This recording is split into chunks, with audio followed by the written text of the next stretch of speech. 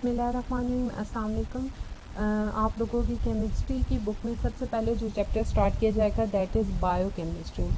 Bio mean life, chemistry mean chemical compounds. ऐसे chemical compounds जिनको आप लिविंग ऑर्गेनिजम्स में like plants, animals, human beings में study करते हैं वो आपके बायो कंपाउंड्स होते हैं।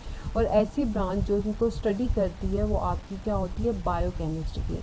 बायो कंपाउंड की एग्जांपल आप बेस्ट एग्जांपल प्रोटीन्स ले सकते हैं, अपनी बॉडी में हार्मोन्स ले सकते हैं।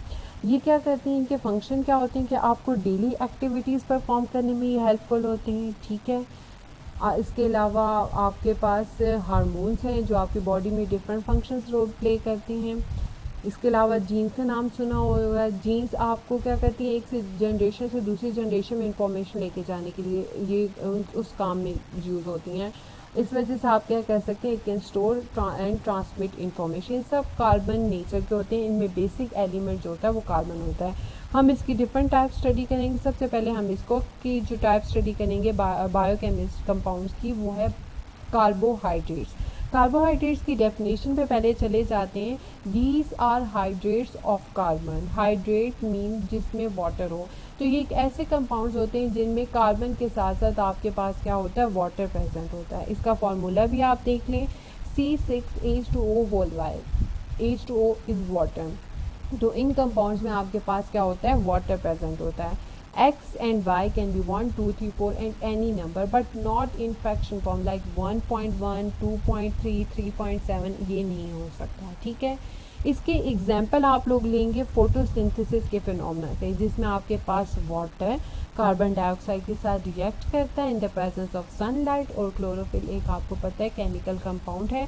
और आपके पास क्या बनता है, ग्लूकोज बनता है और कार्बन डाइऑक्साइड रिलीज होती है।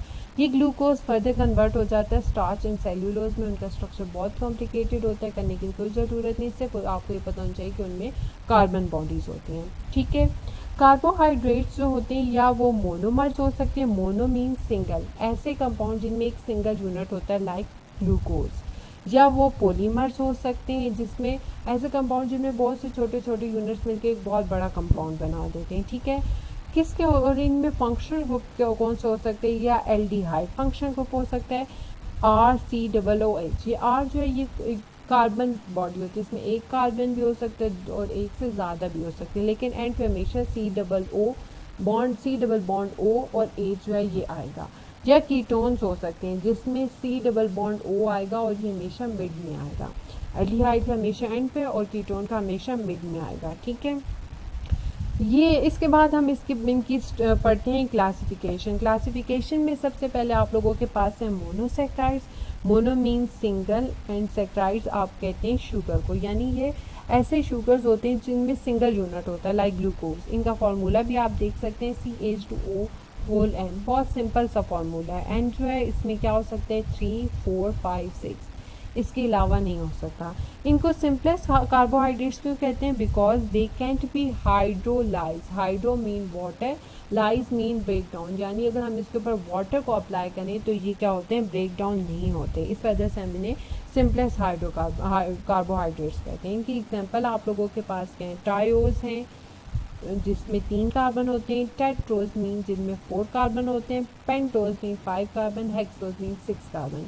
ये ट्राई, टेट, पेंट, हेक्स, ये आपको पता होना चाहिए क्या इंडिकेट करता है कि कितने नंबर ऑफ कार्बन होते हैं। ये आपको फिंगर टिप्स में आना चाहिए। इसकी एग्जांपल आपने ले ली एक ग्लूकोज की और एक फ्रुक्टोज की। ग्लूकोज एंड फ्रुक्टोज का डिफरेंस आपको आने चाहिए, 5 to 6 डिफरेंसेस एटलीस्ट आपको आने चाहिए, उनका स्ट्रक्चर में आना चाहिए। आपको ये ख्याल रखना होगा कि OH बॉन्ड्स कहाँ पे, हाइड्रोजन जो है वो कहाँ पे लगी हुई है। इनमें बहुत माइन्यूट सा डिफरेंस है और इसको याद रखना होगा। इसके अलावा इनके नेम्स की तरफ जाएं तो ग्लूकोज इस पेंटा, यानी कि इसमें 5 कार्बन है, आप इसकी चेन में देख सकते हैं।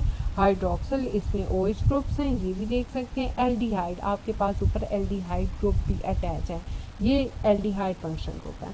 फ्रुक्टोज की तरफ देखें तो ये पेंटा, 5 कार्बन, हाइड्रोक्सिल, इसमें OH ग्रुप है। OH ग्रुप को आप हाइड्रोक्सिल ग्रुप कहते हैं।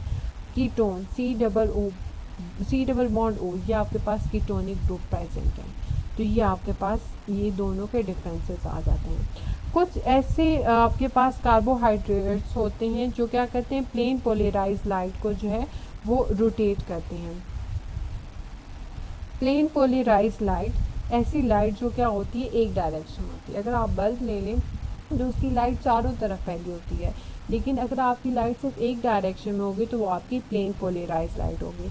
अगर वो ऐसे कंपाउंड जो है जब वो प्लेन पोलराइज लाइट के आगे रखे जाते हैं तो उनको क्या करते हैं, राइट डायरेक्शन में जो है वो रोटेट कर देते हैं, जिसको आप क्लॉकवाइज डायरेक्शन भी कहते हैं।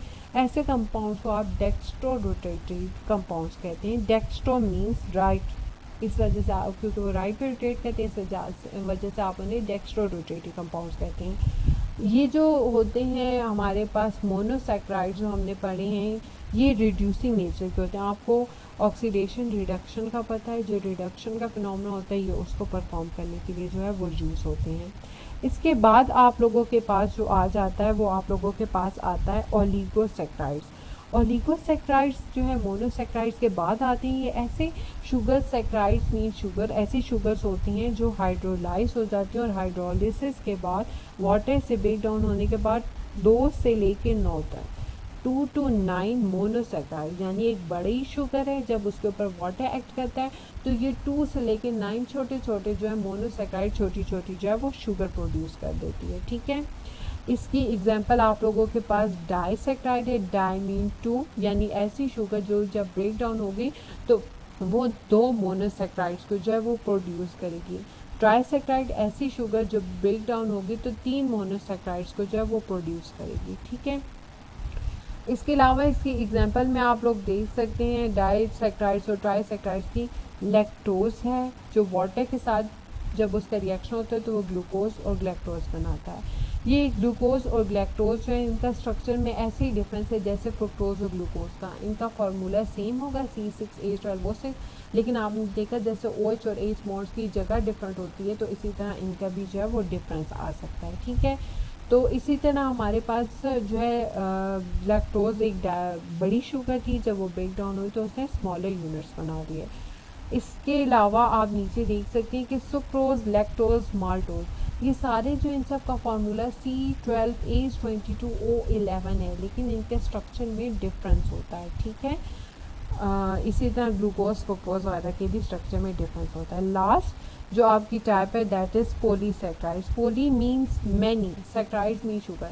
एक ऐसा बड़ा कंपाउंड जिसमें बहुत ज़्यादा छोटे छोटे शुगर होते हैं वो आपके पॉलीसैक्राइड्स होते हैं। इसको आप हाइड्रोलाइज करते हैं, ब्रेक डाउन करते हैं विद हेल्प ऑफ वाटर, और आपके पास 10 से लेकर 1000 तक छोटे छोटे मोनोमर्स या मोनोसैक्राइड्स बन सकते हैं। इसकी एग्जांपल स्टार्च एंड शुगर है। स्टार्च और शुगर के तो डिफरेंट टाइप्स हैं। ये जो है इनके स्ट्रक्चर्स बहुत कॉम्प्लिकेटेड होते हैं, बहुत बड़े होते हैं, इनको करने की कोई ज़रूरत नहीं है। इनकी नेचर नॉन रिड्यूसिंग होती है। रिड्यूसिंग रिडक्शन का आपको पता है, ये ऐसे शुगर हैं जो रिडक्शन नहीं कर सकते हैं। एमॉर्फस होती हैं, मीन्स इनकी कोई रेगुलर ज्योमेट्री या रेगुलर शेप नहीं होती। योर होमवर्क इस कि आपने सेल्फ असेसमेंट जो है 13.1 जो है वो करनी है, और कोशिश करें कि आप सोचा नहीं होती तो आप उसके बारे में पूछ सकते हैं। Thank you.